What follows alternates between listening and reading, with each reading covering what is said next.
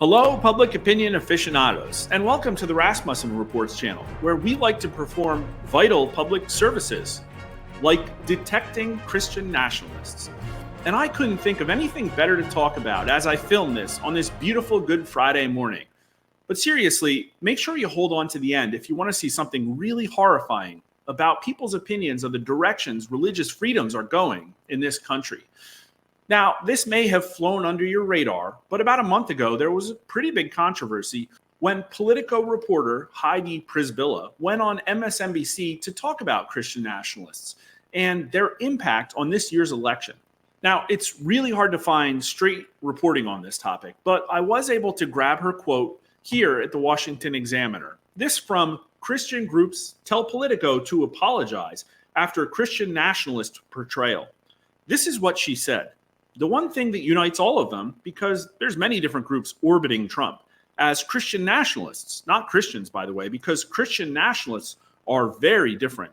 They believe that our rights as Americans, as all human beings, don't come from any earthly authority. They don't come from Congress. They don't come from the Supreme Court. They come from God.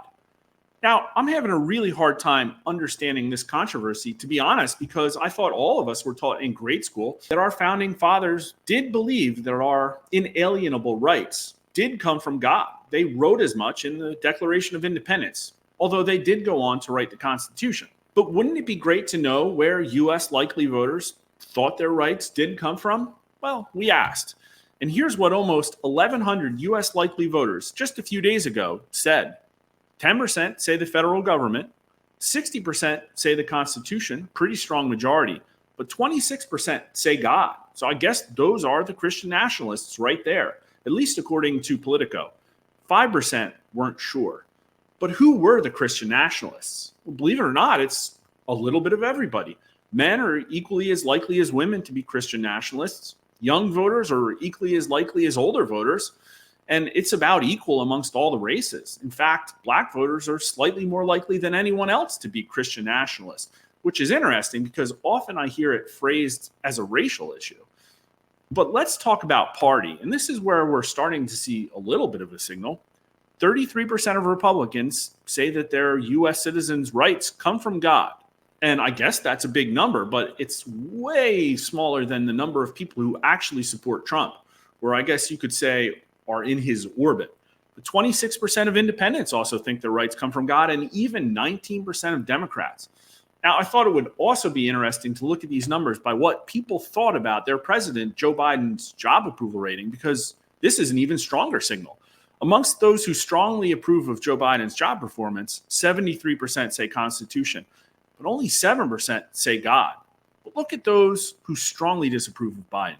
55%, still a pretty big number, say Constitution, but 37% say God. Now, I'll spare you the trouble of looking, but 37% is the highest number of anywhere in the crosstabs. So it is fair to say that Joe Biden's strong disapprovers, at least according to Politico, are the most Christian nationalist. And maybe that's why some people in the overwhelmingly Biden-supporting corporate media are concerned about what they call Christian nationalists. But I think the real issue that we should draw attention here to is what are the ramifications of a strong majority, 60% of all U.S. likely voters, believing that their rights come not from God, but from a document that could be amended at any point in time. I'm going to keep this video short, so I'll stop the discussion there. But please post your thoughts in the comments at YouTube about what you think this means. But let's get on to the rest of the question set. Do most politicians in Washington govern as though they believe in God? 15% say yes, 59% say no, but 26% say not sure. To start, I'm not surprised the not sure number is so large. People often don't want to put themselves in other people's shoes, at least as far as beliefs are concerned. But that 15% seems awfully low. Here are the party numbers, and we're seeing a pretty strong signal here, at least stronger than the previous question. 13% of Republicans say yes, but 72% of Republicans say that politicians in Washington do not govern as though they believe in God. Look at that independent row. They're right there with Republicans. Only 10% of independents say yes, but 60% or a 6-1 margin, they say no. And even Democrats say no by a plurality, 48% of them, and only 22% say yes. Now, you're going to have to read into this. We didn't imply in the question whether it was a good thing or a bad thing that they governed or not, as though they believed in God. But I will say this, time and time again, we've asked, and a strong majority of people in America do say they believe in God. So if a strong majority of politicians in DC are not governing as though they believe in God, I think this can be considered as a rebuke of our politicians. And here are the Biden approval numbers. Again, interesting because there's a pretty strong signal here.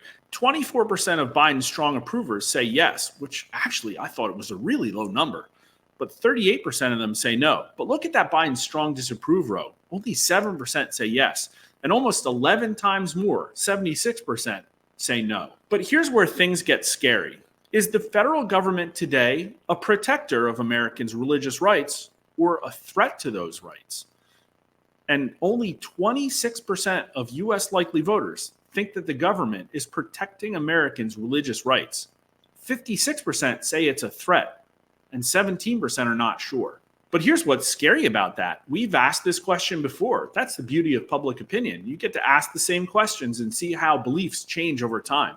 And this is not moving in the right direction. Back in 2017, 39% said our government was a protector of our religious rights, and now it's only 26%. But look at that threat number. It went from 38% to now a strong majority, 56%.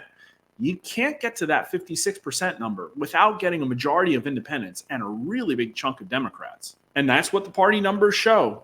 Only 18% of Republicans say that the government protects our religious rights. 73% think the government is a threat. But independents are pretty close to being right there with the Republicans. Only 21% say protector, but 55% say threat. But look at Democrats, though. They're split on this.